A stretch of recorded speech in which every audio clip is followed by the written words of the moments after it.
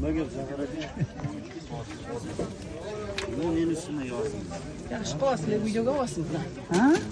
Butun bozor ustidan yozyapti. Ha, bu yuz ozod. Ha, молодец. Yozyapti, butun bozor ustidan. Tualet ustidan ham yozadi. Masalan, produkt sotyapti deb yozyapti. Eskiga borsa, hali eskida sotyapti produktlarni surib. Hammani ish faoliyatiga to'sqinlik qilyapti. Hech kim tirikchilik qilish kerak emas. Biz ham mana shu yerda xodimmiz, lekin patta yig'ib yuradi deydi. Patta yig'ishga haqqimiz bor. Mana biz bu taksani ishlaymiz.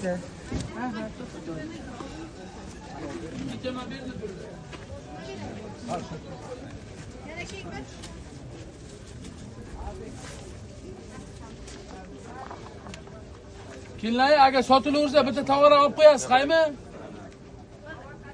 Tovar sotmasizlar? O'zi ham tadbirkorda, lekin patta to'lamaydi. Ha, yo'q.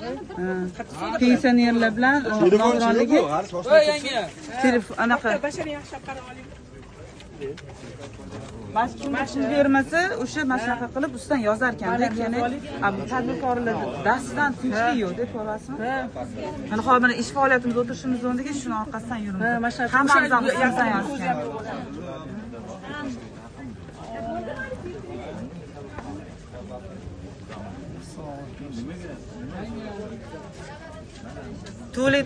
Tualetli toza bo'lsa ham tualetlar ustidan yozadi.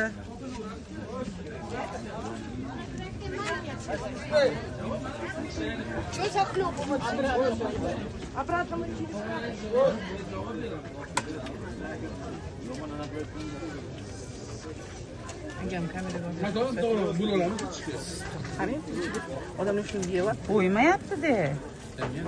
Ana videoga olishni ko'rsating bilan. Bu tadbirkor, nogironligi bor. Mana meni ustimdan yozadi, men unga pul bersam, meni tinch qo'yadi. Ha, mendan pul so'radi lekin mashq kishi. 500 ming so'radi. Oybek aka, bana bulardan ham 500 ming so'ragan ekan, tadbirkor ekan. Mana jarimani.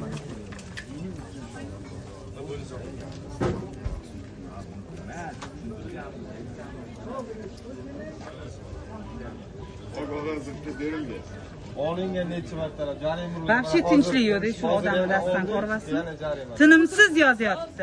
Bir tualet ustidan yozyapti. Bir mana bu hamma surib o'tgan narsalar sotadi deydi. Buni dastidan biror tadbirkor tinchlik yo'q, tadbirkor emas, xodimlardan ham tinchlik yo'q.